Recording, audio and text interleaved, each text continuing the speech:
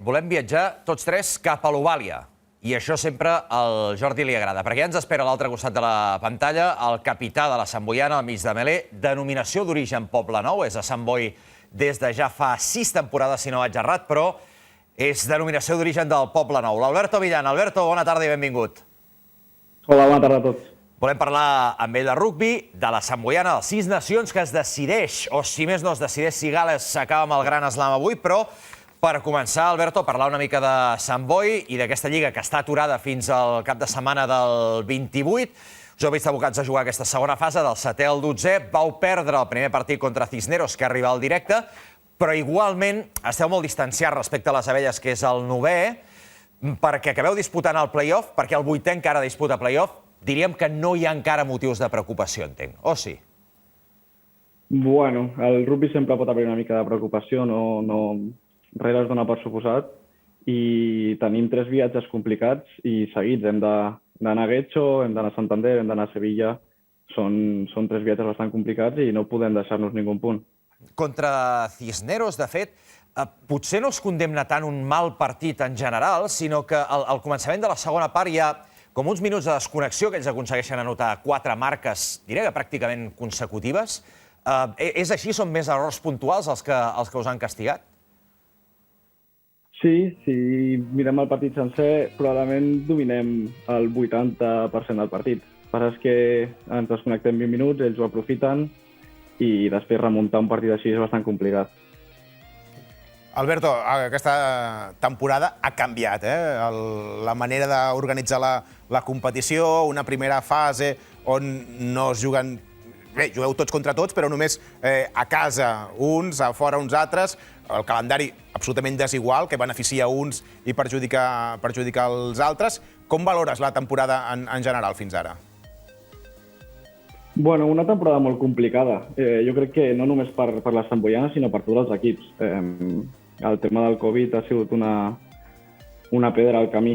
I, bueno, al principi no sabíem ni si jugaríem, o sigui que la veritat que poder competir és important per tots els equips.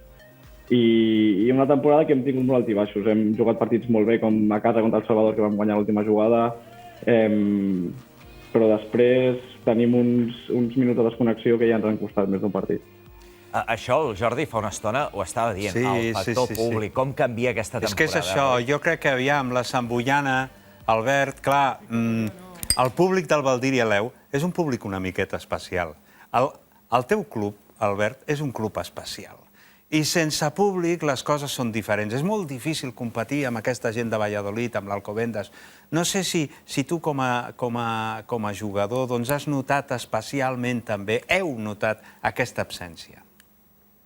Sí, 100%. El que tu dius és veritat. El Valdir probablement sigui el camp més complicat de tota la lliga. I moments que l'equip està anant cap a baix o amb problemes, el públic sempre ens ajuda moltíssim. I aquests últims minuts que necessitem una força extra, aquí el Valdir es nota moltíssim. I jugar sense públic, doncs, bueno, no li agrada a ningú. És molt, molt, molt complicat. Alberto, hi ha una dada que m'ha cridat l'atenció de la primera fase. Sou un equip que noteu, perquè sou el tercer equip que més punts va anotar a la primera fase, però també vau ser el 5è que més va encaixar. És a dir, són 2 dades com contraposades i no sé si reforcen o expliquen el que també explicaves abans d'aquesta irregularitat o d'aquests moments de desconnexió que heu tingut.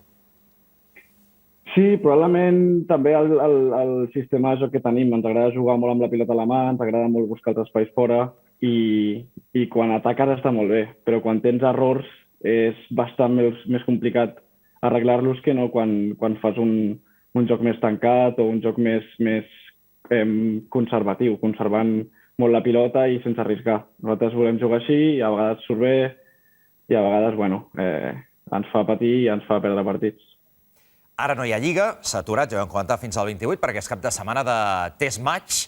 Espanya ha guanyat a Romania 5-16 aquesta tarda a l'estadi Guensea de Bucarest. La setmana passada va perdre contra Geòrgia fent un molt bon partit. Encara anant per davant en algun moment. Sí, 19-25. Va ser el tram final que va guanyar. Marcador meritori.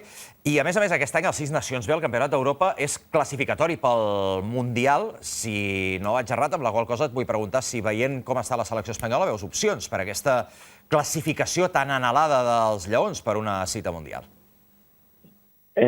Sí, jo crec que és l'any que han d'apretar i l'any que es pot aconseguir la classificació al Mundial.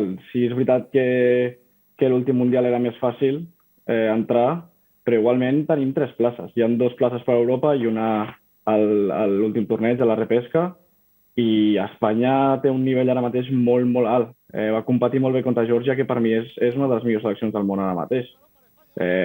Inclús diria que està al nivell d'Itàlia, que està als Sis Nacions. Llavors, jo crec que si continuen amb aquest ritme i aquest joc, hi ha possibilitats de per fi tornar al Mundial. Ara bé, això ho comentàvem ahir també amb el Jordi Rovirosa. Clar, hi ha aquesta polèmica o aquesta controvèrsia del fet de dir és una selecció espanyola on una gran part de jugadors són jugadors francesos amb avantpassats, amb ancestres, si es pot dir així, espanyols. Hi ha pocs jugadors del planter. Avui ha jugat el Marco Pinto, el Jordi Jorba també ha jugat, van jugar contra Geòrgia.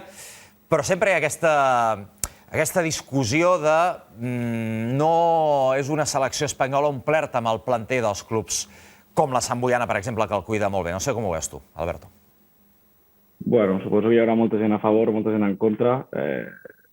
Al final passa molt al rugby. Hi ha molts jugadors, sobretot de les illes, que al final busquen un lloc a Europa i acaben jugant a seleccions inclús més grans. Hi ha jugadors a Anglaterra, a Irlanda, inclús a França, que no són francesos tampoc ni anglesos. Bueno, al final és adaptar-se i si el jugador està compromès amb la selecció, doncs benvingut. I en clau rugby, en clau planeta rugby, d'aquí, menys de 2 hores, hi ha aquest partit, aquest França, país de Gales. Segur que l'Alberto no se'l perd, no se'l perdrà segurament ningú de la comunitat rugby a casa nostra. Com el veus? Perquè si Gales és capaç de guanyar, ho té lligat. Té els 6 nacions. Torna a reeditar l'èxit del 2019. Doncs si m'ho preguntessis fa un mes et diria que guanyaria França, perquè la veritat que França per mi ha sigut una revolució en aquest torneig i estava jugant a un nivell increïble.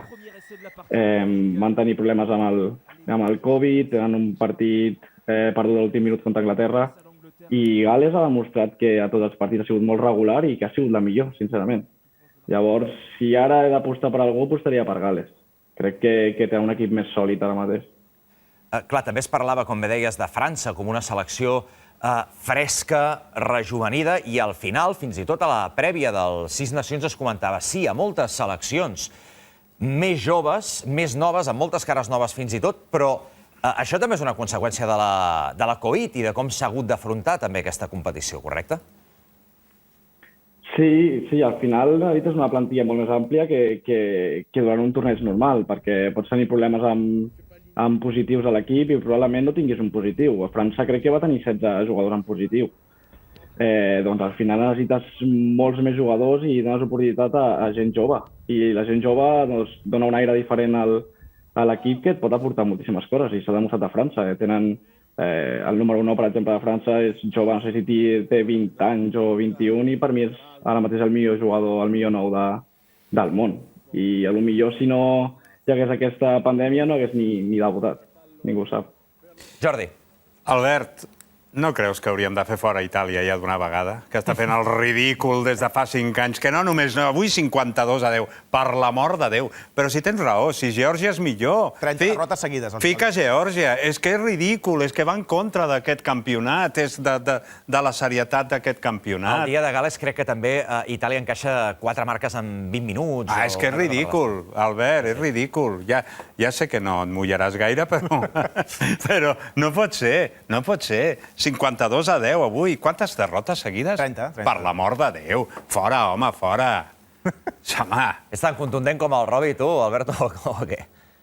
Bueno, sí, al final a mi no em sembla bé que sigui... Entenc la part que és un campionat privat i que tenen els seus interessos econòmics, però si una selecció que està en una divisió més baixa està per sobre el nivell, hauria d'entrar i passa el mateix amb les noies, no? Amb el femení. Espanya té un nivell increïble i està jugant al Campionat B guanyant els partits de 40-50 punts, Que no és quan Escòcia, el femení, no guanya mai. Crec que s'hauria de fer per almenys una selecció que baixi i una selecció que pugi.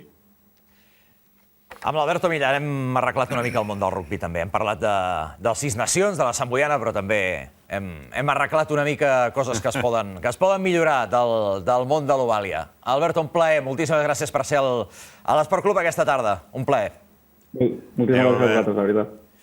Adéu. Agraïts a l'Alberto, que ens ajuda a tancar el programa, per Sí, cert. i aprofitem, aquesta temporada a Esport 3 només hem vist el derbi, És cert. el derbi Samboiana-Barça. Ens hem de comprometre, Robi, a fer algun partit de play-off. Oh, i tant, perquè a Barça més, i Samboiana si jugaran al anem jo parlava amb l'Albert Malo, dic, Albert, tranquil, que com que ara esteu aquí, guanyarem més partits i podrem fer més partits. És el que li vaig dir. Hem de parlar amb el Vicenç i prèmer-lo.